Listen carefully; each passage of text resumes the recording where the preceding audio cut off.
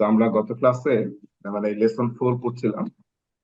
তো আমরা বলছিলাম যে এগুলো সবই আসলে আমাদের হচ্ছে সফট স্কিল নিয়ে আর কি।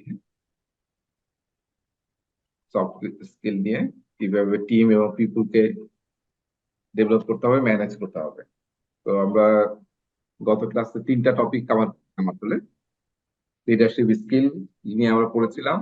তারপর হচ্ছে কোলাবোরেটিভ এনভায়রনমেন্ট তৈরি করা নিয়ে এবং এম্পাওয়ার দ্য টিম, এই পর্যন্ত আসলে পড়েছিলাম। এখন আজকে এখানে 4টা টপিক আছে। তো এই যে এখানে আমরা পরের যে টপিকটা দেখতে পাচ্ছি, আহ, সেটা হচ্ছে সাপোর্ট টিম মেম্বার পারফরমেন্স।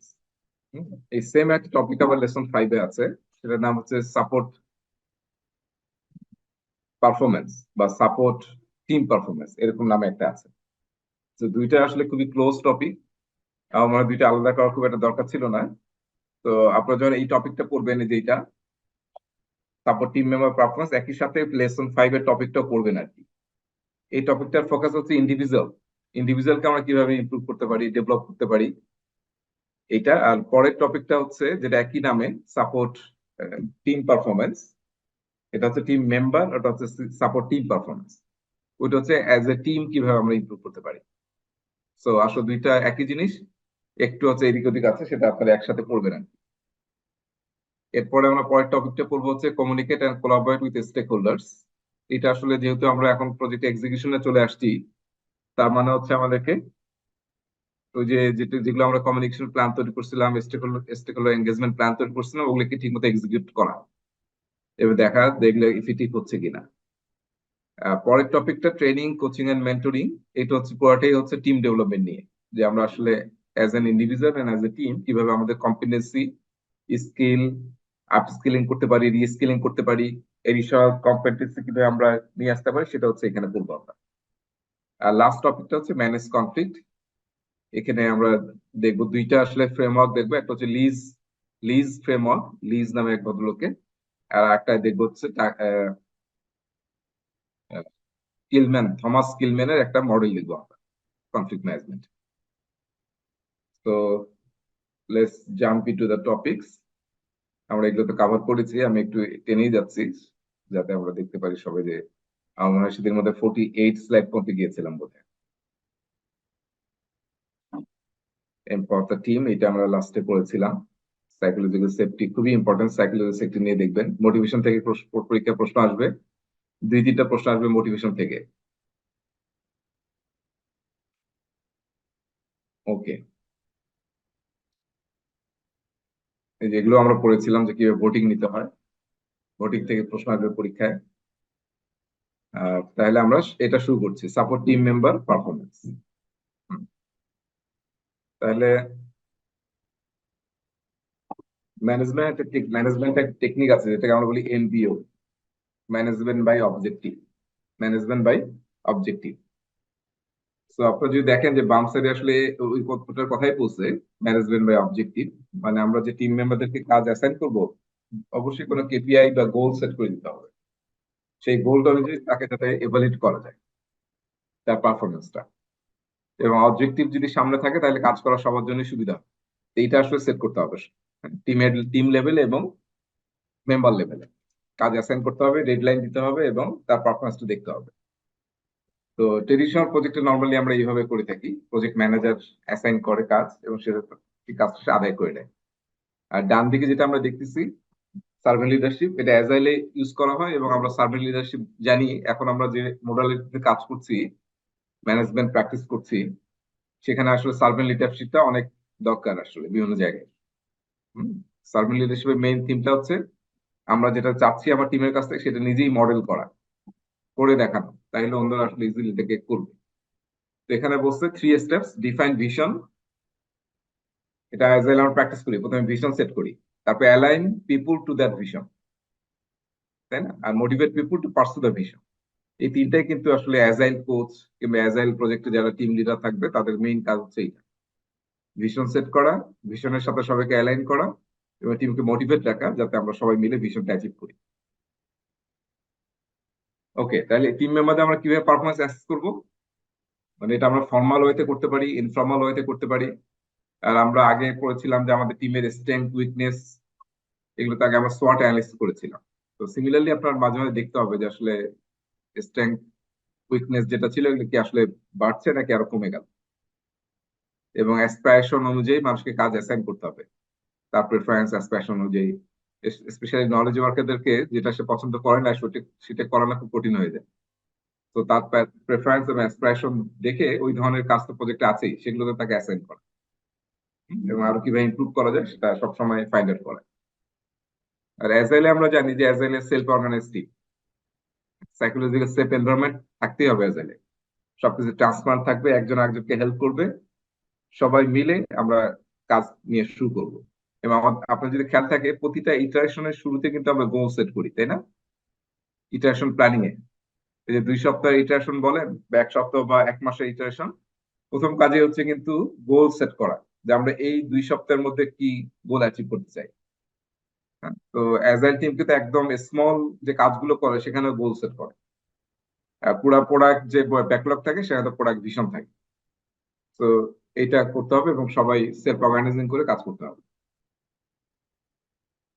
এখানে বলছে যে আমরা যে অ্যাসেসমেন্ট করব কিভাবে করবো আর কি, ওই যে আমরা শুরুতে গোল সেট করলাম বা কেপিআই সেট করলাম সেটার সাথে কম্পেয়ার করতে হবে, তারপরে রোলস রেসপন্সিবিলিটি গুলোকে রিক্লারিফাই করতে হবে। এই কাজগুলো আমরা সবসময় করি।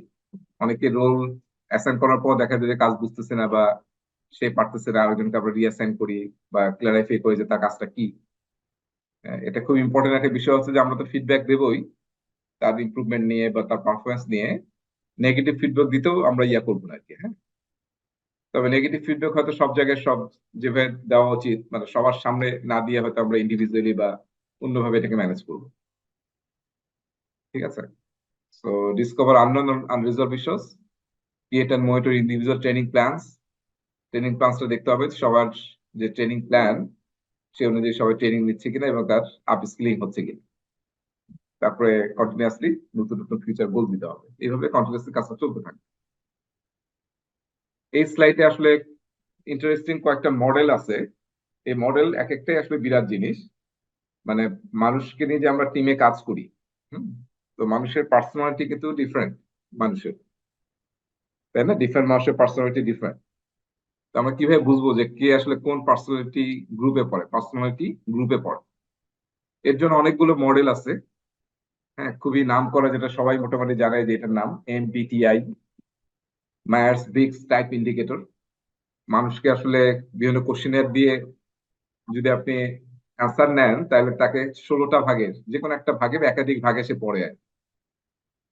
মাইস ব্রিক্সের 16 ভাগে আসলে মানুষকে ভাগ করা যায়, তার পার্সোনালিটি চেক করা যায়। প্রথমে আসলে পার্সোনালিটি অ্যাসেসমেন্টে যিনি প্রথম কাজ করেছিলেন, যাকে আসলে পার্সোনালিটি অ্যাসেসমেন্টের ফাদার বলা হয়, ওনার নাম হয়তো অনেকে জানি, কার্ল কার্ল জাং। তো আপনি এই স্লাইডের নোট গুলো একটু পড়বেন, এই নোটের মধ্যে আসলে বেশ ডিটেল কিছু আছে। হ্যাঁ, এই যে কার্ল জাং এর কথা আছে এবং এগুলো একটু আছে। কার্ল জাং আসলে শুরুতে বলছেন যে মানুষ 2 প্রকার, ইন্ট্রোভার্ট এবং এক্সট্রোভার্ট। খুব সিম্পল বিভাগ করা। এটা আপনার নিজেরাই বুঝতে পারবেন যে আপনার টিমে বা আপনি, আমি নিজেও যেমন আমি জানি যে আমি মানে বেশি ইন্ট্রোভার্ট টাইপ আর কি, অনেকে আবার এক্সট্রোভার্ট। তো এটা তো সহজ মানে অ্যাসেসমেন্ট করা। কিন্তু আরো যে যেগুলো এখন আরো বেশি ইউজ হয়, যেমন ওশান মডেল একটা আছে। ওশান মডেল, ওশান মডেলটা কি আমি একটু উইকিতে বের করে রাখছি। এখানে তো রেখে বাইর করে রাখিনি, অন্য ল্যাপটপে করছিলাম। আচ্ছা, দেখেন ওশান যদি আমরা একটু দিই, ওশান মডেল পার্সোনালিটি, ব্রাউজার দেখা যাচ্ছে তো না? এগুলো একটু আপনি, আমি যেটা একটু সাজেস্ট করবো, এই ওশান মডেল, তারপরে মায়ার বিক্স মডেল, তারপর ডিস মডেল, এগুলো একটু আপনারা উইকি থেকে একটু পড়বেন সামান্য। হ্যাঁ, উদ্দেশ্য হচ্ছে যে আপনার টিমে যারা কাজ করছে তারা কে কিরকম এটা বোঝা, তাহলে তাকে কাজ দিতে সুবিধা হবে, তাকে ম্যানেজ করতে সুবিধা হবে। হ্যাঁ, এক্সট্রোভার্ট কোন একটা মার্কেটিং, সেলস, ব্র্যান্ডিং, তারপর একটা অনুষ্ঠান উপস্থাপনা করা, যে এক্সট্রোভার্ট সেগুলো পছন্দ করে। হ্যাঁ, কোন একটা ইভেন্ট অ্যারেঞ্জ করা পছন্দ করে, তো তাকে সেই কাজগুলো দিবেন। হ্যাঁ, আবার কোন একটা মিনিস লিখতে হবে, সেটা হয়তো ইন্ট্রোভার্ট দিবেন, যে আসলে এটা, হ্যাঁ, সলিটারি নিয়ে কাজ করতে পছন্দ করে, এরকম আর কি বিষয়গুলো। তো এখানে যেমন দেখেন যে ইয়াতে মডেলে যদি আমরা একটু যাই, ওশান মডেলে, এটা আসলে এখন মায়ের ব্রিক্স সবচেয়ে পপুলার। প্রায় সার্ভেতে দেখা যায় যে 88% লোকজন যারা পার্সোনাল অ্যাসেসমেন্ট নিয়ে কাজ করে, তারা মায়ের ব্রিক্স ইউজ করে। হুম? দুই ভদ্র মহিলা, মোস্ট প্রবাবলি একজন মা একজন মেয়ে। মায়ের হচ্ছে মেয়ে আর ব্রিক্স হচ্ছে মায়ের হচ্ছে মা এবং ব্রিক্স হচ্ছে মেয়ে। দুইজনের সবচেয়ে পপুলার আর কি। তো এই যে ওশান মডেল যেটা আমরা দেখতেছি, দেখেন এই যে ওতে হচ্ছে ওপেননেস, এইভাবে ক্যাটাগরাইজ করা যায় কারা বেশি ওপেননেস আর কারা বেশি কনজারভেটিভ। অপোজিট হচ্ছে কনজারভেটিভ। তারপর কনসাসনেস, হ্যাঁ, অনেকে খুবই মানে কনসাস নিয়ে কাজ করে। হুম? আর এর উল্টাটা হচ্ছে আসলে যে আপনার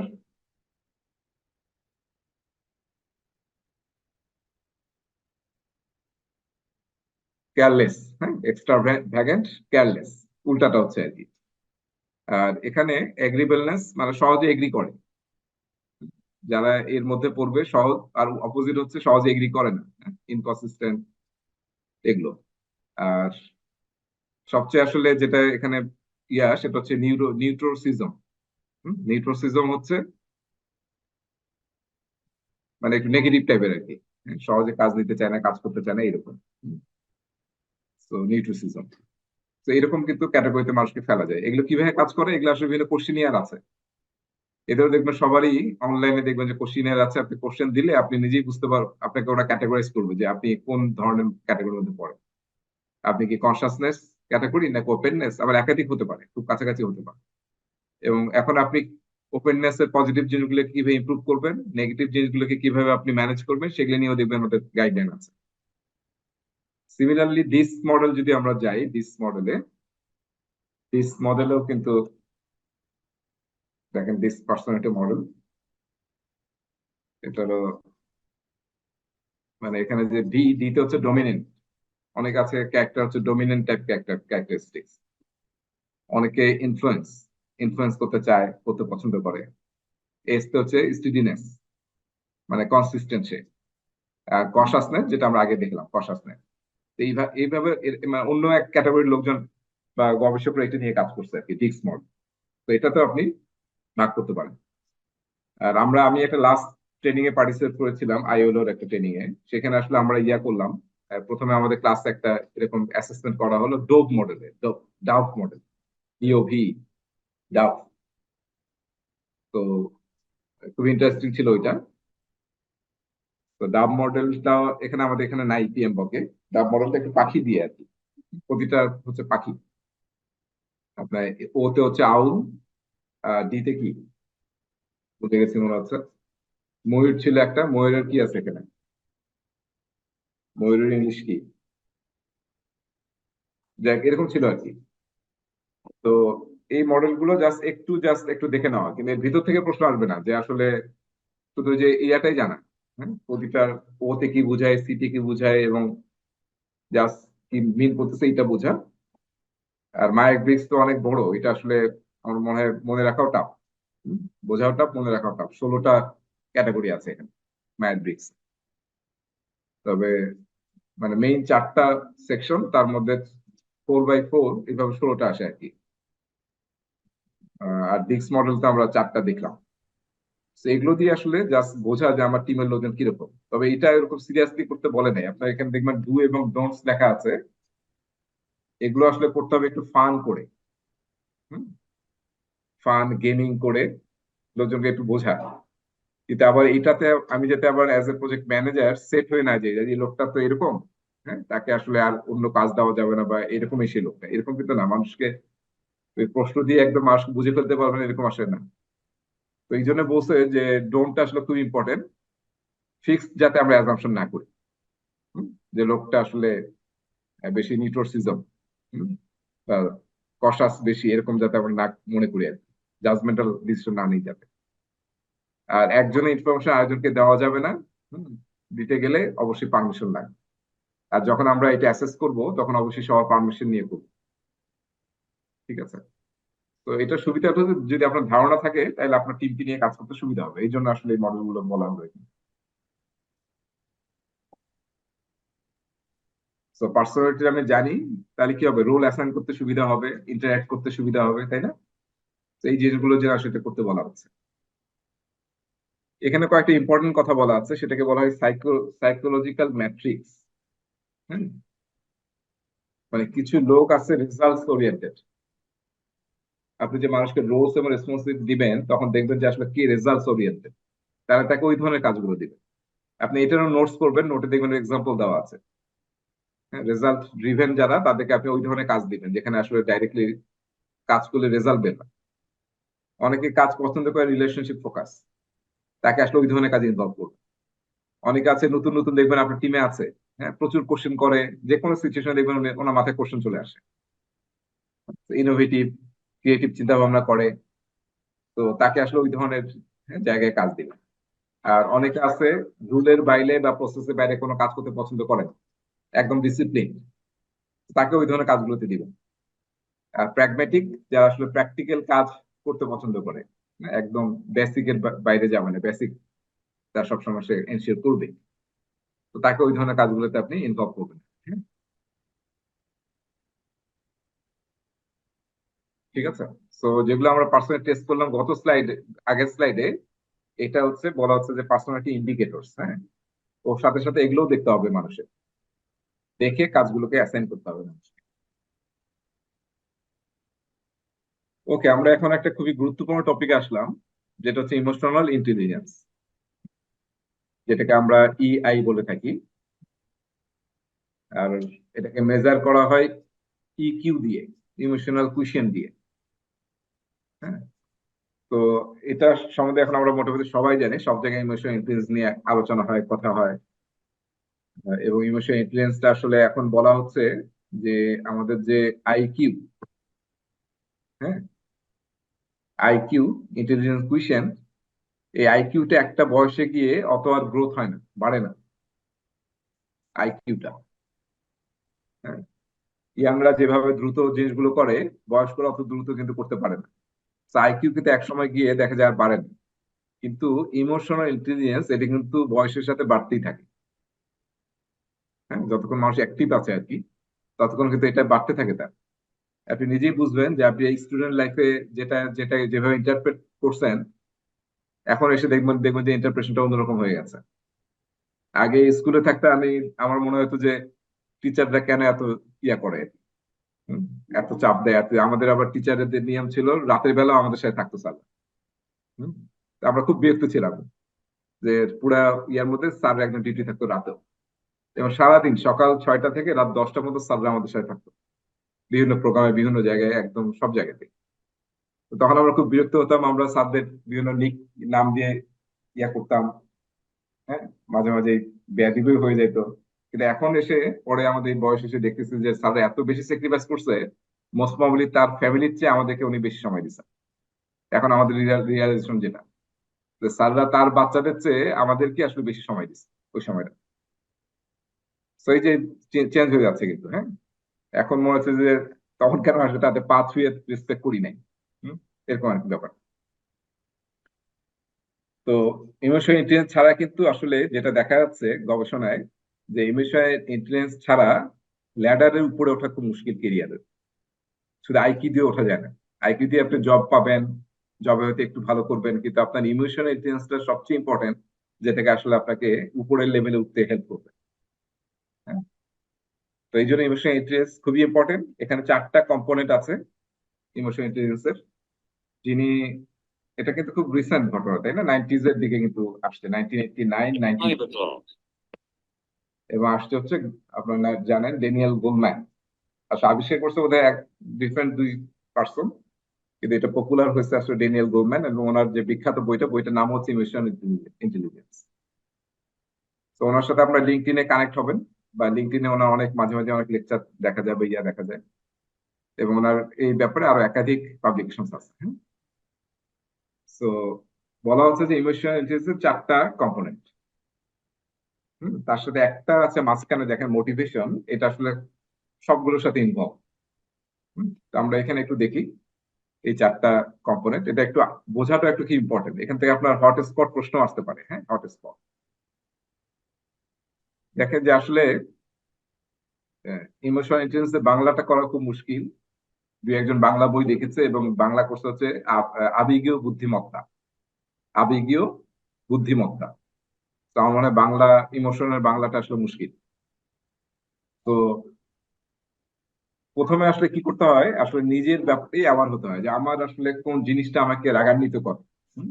কোনটা আমাকে দুঃখ দেয়, কোনটা আমাকে খুশি করে। আছে না আমাদের বিভিন্ন মেন্টাল কন্ডিশন গুলো, মানসিক ব্যাপারগুলো। এটা আপনাকে নিজেই বুঝতে হবে যে কোন সিচুয়েশনে কোনটা আসলে আপনার অ্যাক্টিভেট হয়। সেটা হচ্ছে সেলফ অ্যাওয়ারনেস, প্রথম কম্পোনেন্ট যেটা। আগে আপনার নিজের ইমোশনটাকে বুঝতে হবে, তারপরে অন্য পরের ইমোশন নিয়ে কাজ করবেন, আগে নিজের ইমোশনটা বুঝতে হবে। হ্যাঁ, সেইটাই হচ্ছে আপনার সেলফ অ্যাওয়ারনেস। তারপরে অনেক সময় আপনার সবকিছু কিন্তু আপনি বুঝতে পারবেন না, অনেক সময় আমাদের বলা হয় ব্ল্যাক স্পট থাকে, ব্ল্যাক স্পট বা কিংবা ব্ল্যাঙ্ক স্পট বলে। আপনি আপনার নিজের ভুল কিন্তু ধরতে পারবেন না সহজে। এই জন্য অনেক কিছু আপনাকে আসলে অন্যদের সাজেশন নিয়ে ফাইন্ড আউট করতে হবে। এই জন্য যে আমরা এই ইমোশনাল ইন্টেলিজেন্সেরও কিন্তু আপনার টুল আছে, যেগুলো দিয়ে আপনি যে আপনার ব্ল্যাক স্পট গুলো বের করতে পারবেন যে কোথায় প্রবলেমটা আছে। এরপরে হ্যাঁ, সেলফ কনফিডেন্স, এগুলো এটাও সেলফ অ্যাওয়ারনেস এর পার্ট। সো এগুলোকে আসলে আমরা বলি হচ্ছে, এগুলো হচ্ছে মেইন কম্পোনেন্টস, আর এগুলো হচ্ছে এলিমেন্টস। এখানে তিনটা এক্সাম্পল দিয়েছে, আরো কিন্তু আছে, আপনারা একটু স্টাডি করলে পাবেন। তো এর বাইরে আমাদের দরকার নাই, আমাদের পরীক্ষার জন্য দরকার নেই, এমনি যেহেতু এটা খুবই ইম্পর্টেন্ট টপিক, সবাই এখন এটা নিয়ে জানে, ট্রেনিং হয়, পড়ালেখা করে, এগুলো। সেলফ অ্যাওয়ারনেস হওয়ার পরে যেটা আপনাকে করতে হবে, আপনার ইমোশনকে ম্যানেজ করা শিখতে হবে। ঠিক আছে? সব জায়গায় তো রেগে যাওয়া যাবে না, সব জায়গায় হেসে ফেলা যাবে না, তাই না? সব জায়গায় খুবই সিরিয়াসও হয়তো হওয়া যাবে না, আবার কোনো জায়গায় খুবই সিরিয়াস হতে হবে। তো এই ম্যানেজমেন্টটা আপনাকে শিখতে হবে। ঠিক আছে? তো এই জন্য আমরা বলতেছি প্রথমে আপনার আপনার ইমোশনকে রিকগনিশন করতে হবে, এরপরে ওটাকে রেগুলেশন করা শিখতে হবে। সেলফ কন্ট্রোল কন্ট্রোলের থ্রুতে, অ্যাডাপ্টিভিটির থ্রুতে, তারপরে drive to achieve, initiative, transparency, এগুলোর থ্রুতে আপনাকে সেলফ ম্যানেজ করতে হবে। এরপরে আমরা ডান দিকে আসতেছি, সবাই খেয়াল করেন, এই দুইটা যদি ভার্টিক্যালি আসি আমরা, এই দুটো হচ্ছে সেলফ রিলেটেড, আমার নিজের। আর ভার্টিক্যালি এই দুইটা হচ্ছে সোশ্যাল বা ইন্টারপার্সোনাল রিলেটেড, মানুষের সাথে বা টিমের সাথে, প্রজেক্ট ইয়াতে টিমের সাথে। তো এখানেও প্রথমে আপনাকে এটা হরিজন্টালি হচ্ছে রিকগনিশন। তো আপনাকে সোশ্যাল অ্যাওয়ারনেসটা বুঝতে হবে যে আসলে অন্যের ইমোশনটা বুঝতে হবে কিসের থ্রুতে, এমপ্যাথির থ্রুতে। অন্যর পায়ে, অন্যর জুতা নিজের পায়ে পরে দেখতে হবে, বা অন্যের জায়গায় নিজেকে দাঁড় করিয়ে দেখতে হবে, সহানুভূতিশীল হতে হবে অন্যের উপর ব্যাপারে। হ্যাঁ, তারপরে অর্গানাইজেশনাল অ্যাওয়ারনেস থাকতে হবে, সার্ভিস ওরিয়েন্টেড মাইন্ডসেট হতে হবে আপনাকে, যদি আমরা সোশ্যালি বা ইন্টারপার্সোনাল, যদি আমাদের কমিউনিকেশন বেটার করতে চাই। এই সোশ্যাল অ্যাওয়ারনেসটা, তার মানে মানুষের ইমোশনটা বোঝা, এটা আমাদের প্রথম রিকগনাইজ করতে হবে। এরপর এটাকে আমাদের কন্ট্রোল করা শিখতে হবে। হ্যাঁ, রেগুলেট করতে হবে আমাদের, এই যে এখানে যেটা আছে কিসের থ্রুতে, রিলেশনশিপ ম্যানেজমেন্টের বিভিন্ন সফট স্কিলের থ্রুতে। যেমন লিডারশিপ হতে পারে, ইন্সপিরেশনাল লিডারশিপ, অন্যদেরকে ডেভেলপ করা, ইনফ্লুয়েন্স করা, চেঞ্জ ক্যাটালিস্ট হিসেবে কাজ করা, কনফ্লিক্ট ম্যানেজমেন্ট ঠিক মতো করতে পারা, বন্ড তৈরি করা, টিম ওয়ার্ক কোলাবোরেশন করা, এই সমস্ত জিনিস আমাকে রিলেশনশিপ ডেভেলপ করতে হেল্প করবে। ঠিক আছে? তাহলে আসলে আপনি সোশ্যালি অনেক বেশি কানেক্টেড হবেন, এবং সোশ্যাল যে অন্য মানুষের ইমোশন গুলো, সেগুলোকে আপনি ম্যানেজ করতে পারবেন। তাহলে বুঝতে পেরেছি আমরা, না? রিকগনিশন মানে হচ্ছে হরিজন্টালি এই দুইটা আসলে প্রথমে রিকগনাইজ করতে হয়। এই ভার্টিক্যালি এই দুইটা হচ্ছে, একটা হচ্ছে আপনার সেলফ, একটা হচ্ছে সোশ্যাল বা ইন্টারপার্সোনাল। ঠিক আছে? তো এখানে আসলে আগে এই দুইটা অ্যাওয়ার হতে হবে, হ্যাঁ, অ্যাওয়ার হতে হবে, তারপর এটাকে ম্যানেজ করা শিখতে হবে। আর এটার থ্রুতে আপনি সোশ্যাল গুলোকে ম্যানেজ করবেন, আর এটার থ্রুতে করবেন হচ্ছে, এটা জানার পরে আপনি এটাকে সেলফ ম্যানেজমেন্ট করে ওটাকে আপনার ইমোশনে কন্ট্রোল করার চেষ্টা করবেন। তো এই যে এই জিনিসগুলো একটু মনে রাখতে হবে, রিকগনিশন, রেগুলেশন, সেলফ এবং সোশ্যাল। হ্যাঁ, আর মোটিভেশনটা কিন্তু এখানে বলা নাই, মোটিভেশনটা আসলে সবগুলোর সাথে কানেক্টেড। মানে আপনি যখন নিজেকে, নিজের ইমোশনও যখন আপনি কন্ট্রোল করবেন বা ম্যানেজ করবেন, তখন কিন্তু মোটিভেশন লাগবে। আবার অন্যদের যখন তাদেরকে টিম বিল্ডিং করতে চাচ্ছেন বা তাদেরকে মোটিভেট করতে যাচ্ছেন, তখন কিন্তু মোটিভেশন কাজ করতে হবে। সো এমপ্যাথি সবচেয়ে ইম্পর্টেন্ট, সব জায়গায় এখন এমপ্যাথি নিয়ে কথা বলা হয়। মানে এমপ্যাথেটিক না হওয়ার কারণেই পৃথিবীতে প্রচুর প্রবলেম। হ্যাঁ, হ্যাঁ, মেইন সমস্যা হচ্ছে আমরা এমপ্যাথেটিক না। আসলে পৃথিবীতে যত রিসোর্স আছে, এটা আমাদের বেঁচে থাকার জন্য, সহজভাবে বেঁচে থাকার জন্য সবার জন্যই যথেষ্ট ছিল। Correct correct. তারপর আমরা যুদ্ধ করছি, মারামারি করছি, মেরে ফেলতেছি, মানে উইদাউট এনি, মানে এমপ্যাথেটিক না হওয়ার কারণে আসলে, এবং না বোঝার কারণে। আর রিসোর্স একজনের বেশি থাকলে যে সে আসলে ইউজ করতে পারে এরকম কিন্তু না। ইম্পসিবল, মানুষের সব লিমিটেড দেওয়া হয়েছে। ওকে, তাহলে এমপ্যাথেটিক হতে হবে, হ্যাঁ, এটা সবচেয়ে বড় জিনিস। তারপরে সোশ্যাল স্কিল গুলো যেটা বললাম আমরা, মেনলি ইন্টারপার্সোনাল স্কিলের জন্য কমিউনিকেশন স্কিল, বিল্ডিং বন্ডস, যেটা ওখানে ছিল আসলে, এগুলো আমাদেরকে লাগবে ইন্টারপার্সোনাল স্কিলের জন্য, বা সোশ্যাল, ইমোশনাল কম্পিটেন্সি গ্রো করার জন্য।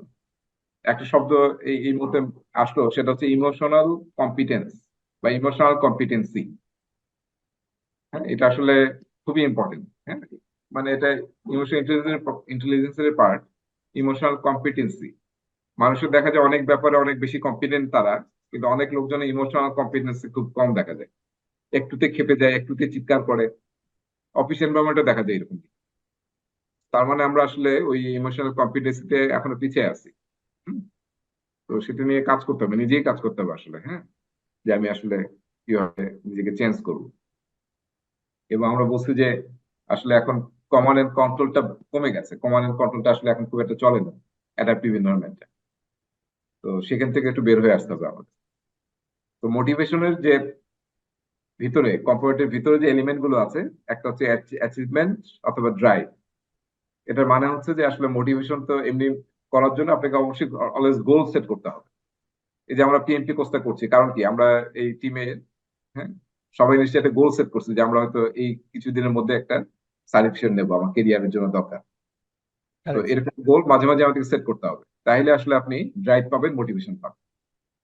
কমিটেড থাকতে হবে, আপনি যে দায়িত্ব নেবেন, যে কাজ নেবেন, রেসপন্সিবিলিটি, যদি কমিটেড থেকে কাজটা করতে পারেন, দেখবেন যে আপনি নিজেই মোটিভেটেড হচ্ছেন। হ্যাঁ, আর যদি দেখেন যে বারবার নিজেই কমিটমেন্ট হারে করতেছেন, তখন দেখবেন নিজেই ডিমোটিভেট হয়ে যাবে।